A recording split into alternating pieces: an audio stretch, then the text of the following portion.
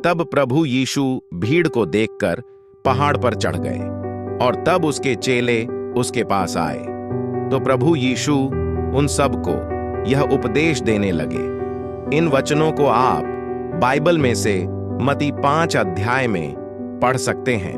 धन्य है वे जो मन के दीन हैं, क्योंकि स्वर्ग का राज्य उन्हीं का है। धन्य है वे जो शोक करते हैं, क्योंकि वे शांति पाएंगे। धन्य है वे जो नम्र हैं, क्योंकि वे पृथ्वी के अधिकारी होंगे।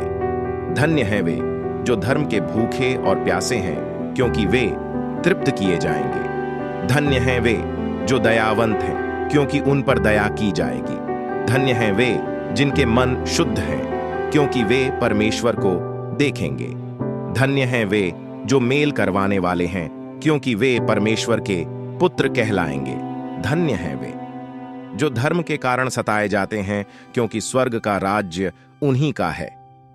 धन्य हो तुम जब मनुष्य मेरे कारण तुम्हारी निंदा करें और सताएं और झूठ बोल बोलकर तुम्हारे विरोध में सब प्रकार की बुरी बात कहें।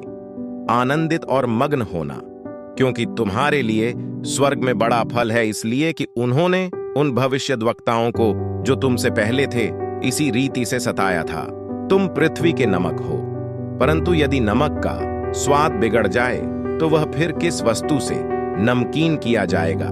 फिर वह किसी काम का नहीं, केवल इसके कि बाहर फेंका जाए और मनुष्यों के पैरों तले रौंदा जाए। तुम जगत की ज्योति हो। जो नगर पहाड़ पर बसा हुआ है वह छिप नहीं सकता, और लोग दिया जलाकर पैमाने के नीचे नहीं परंतु दीवट पर रखते हैं, तब उससे घर के सब लोगों को प्रकाश पहुंचता है। उसी प्रकार तुम्हारा उजियाला मनुष्यों के सामने चमके, कि वे तुम्हारे भले कामों को देखकर तुम्हारे पिता की जो स्वर्ग में है बढ़ाई करें। यह न समझो कि मैं व्यवस्था था भविष्यद्वक्ताओं की पुस्तकों को लोप करने आया हूं।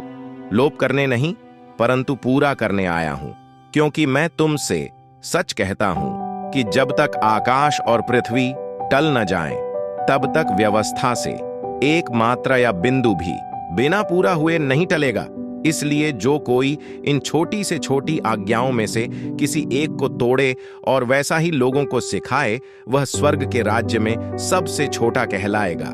परंतु जो कोई उनका पालन करेगा और उन्हें सिखाएगा, वही स्वर्ग के राज्य में महान कहलाएगा।